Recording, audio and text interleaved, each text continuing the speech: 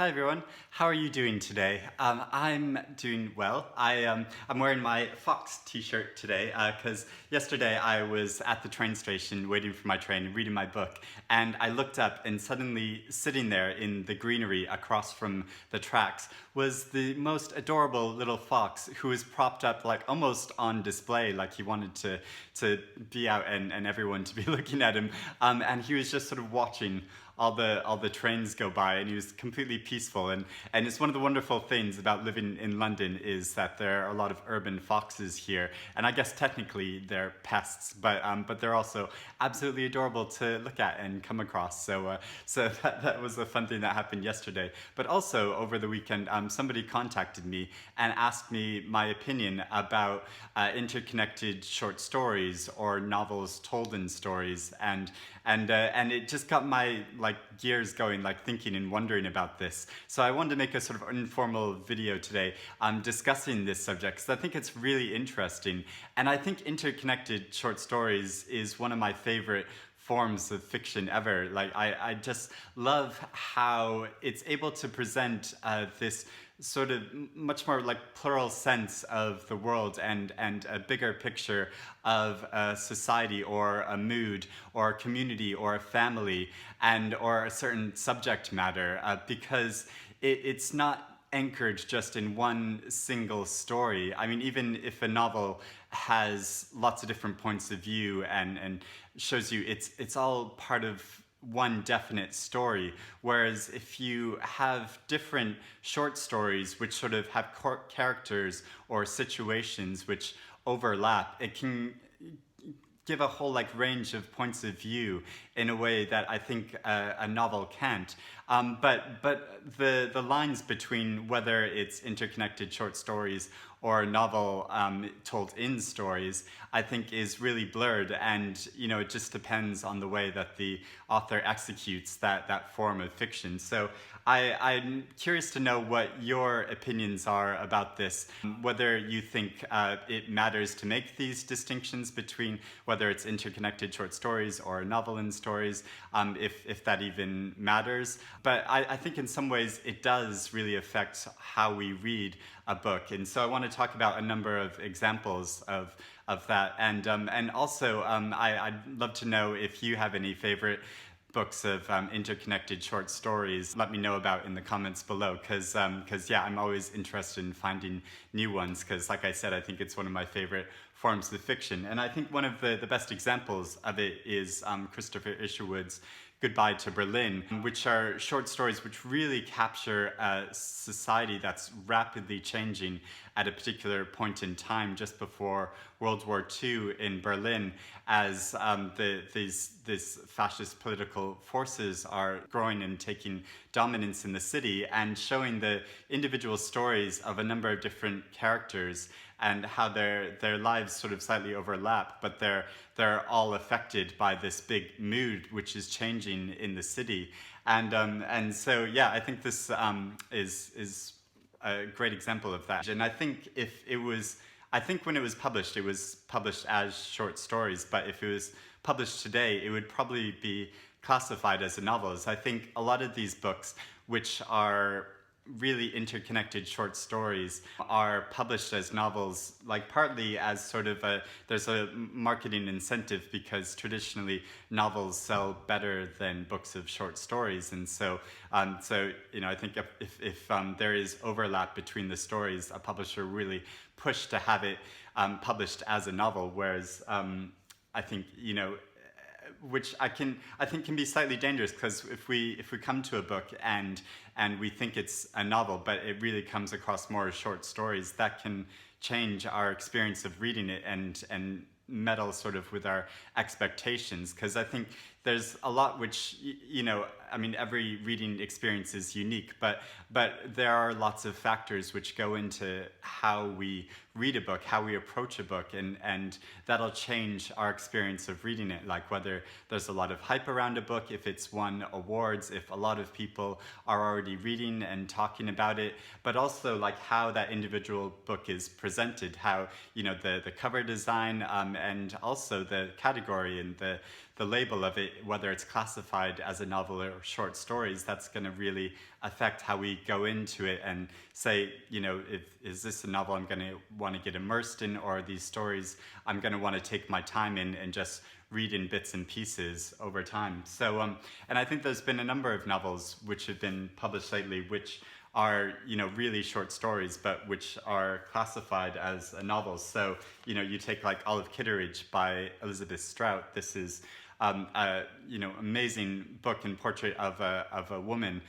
in a number of different situations, but also different family members and people connected to her in the same community. And it focuses on some of those individual stories, like at a time in their own individual chapters. But you could really say that they're short stories, but I think this is classified as a novel. And it was the same thing with her recent novel, Anything is Possible. I mean, this is absolutely a book of short stories, but it is classified as a novel. And I think it's really interesting looking too about how fiction is constructed and how, in the way it's constructed by the author, that it can change the sort of definition and the form of it. So, I mean, this book came about because of her previous novel, My Name is Lucy Barton, and how she was focusing on this character. But she's talked about in interviews how she felt like the people on the periphery of Lucy Barton's life were sort of sticking in her mind and her imagination, and she wanted to give space for these other voices, which became this novel Anything is Possible, which focuses on a whole range of members in Lucy Barton's community and also other members of her family. So I think together they make the most amazing portrait of a community and somebody's life who has left the community that they were raised in when this sort of small town community, a lot of people from there typically just remain in that community and stay a part of it. And so, it's about these individual lives, but about the larger community at the same time. And, and the same thing goes for this recent book called How Are You Going to Save Yourself? By J.M. Holmes. Yeah, that's his name. And I'm not really sure how this book is actually technically classified by the publishers, because I in all the descriptions of it, I just keep seeing it referred to as a book, which is probably a more apt description. It is just a book of fiction, but it does focus on a group of young African American friends in Rhode Island around a certain time period, and how their lives grow apart from each other as they age, and focuses on their different stories and members of their family and people that they have relationships with, and so it becomes this more sprawling picture of community and society, whereas while also just focusing on their individual lives and how they intersect with each other. And I think that's something I enjoy so much about the form, is that it becomes almost like this jigsaw puzzle, where you have to try to fit the pieces where they come together. And a lot of books in this form will focus on a particular group of friends or a family members in particular. And so, there's a book like The Shore by Sara Taylor, which is which you could also call a family saga, because it shows the lives of all these different family members across different centuries, like over wide spans of time, and it doesn't go in a linear fashion. It sort of hopscotches back and forth through time to show their different stories, and some of them relate more strongly with each other and some of them don't, but they're all centered around a physical place as well, and this one island where this family lives for multiple generations. And so you see changes to this location and this island and this community over time, as well as the individual stories of these family members. And the same is true in a more concentrated fashion in this amazing novel, which I don't think I've talked about too much before, but is probably one of my favorite books from the past say 15 years or so, and that's Send Me by Patrick Ryan. And this is a story of one family, but it focuses on a lot of the the different family members and their own paths and their own stories, and it'll focus on a particular moment of time in their stories. But then there's also this overall picture of how the family is breaking apart and at times coming together. And and I think it's just the most beautiful novel. But I know, because I know the author himself and talked to him about this, that he started writing this as short stories. And I think this happens a lot with authors, that they'll start writing a short story and find that there's more to say around it. And, you know, so like with some of these other books, then they start to make sort of islands as short stories, and finding how those islands fit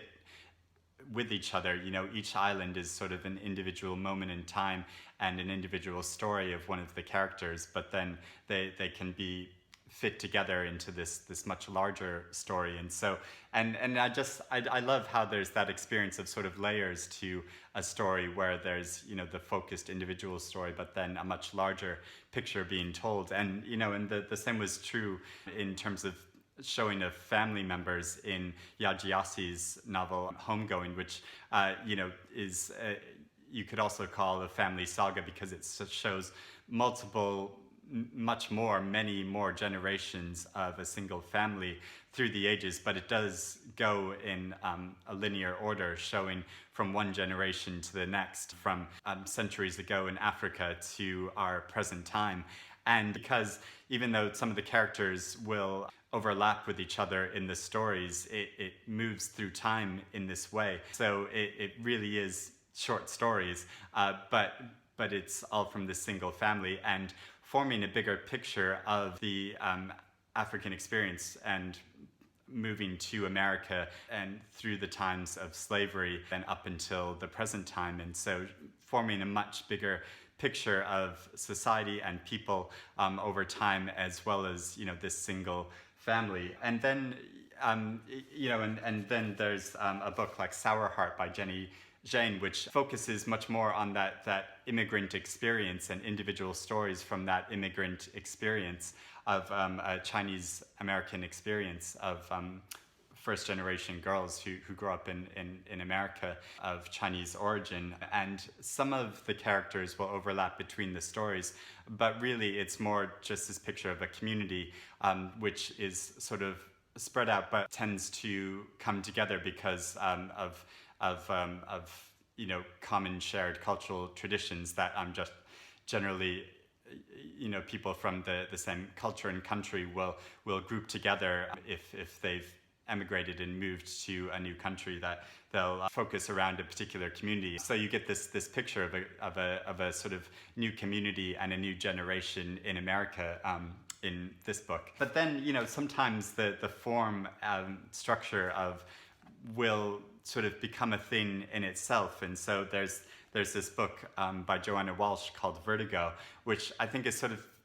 also like uncategorizable. Is that a word? I don't know. But it's multiple stories which might be about the same woman, but she's never really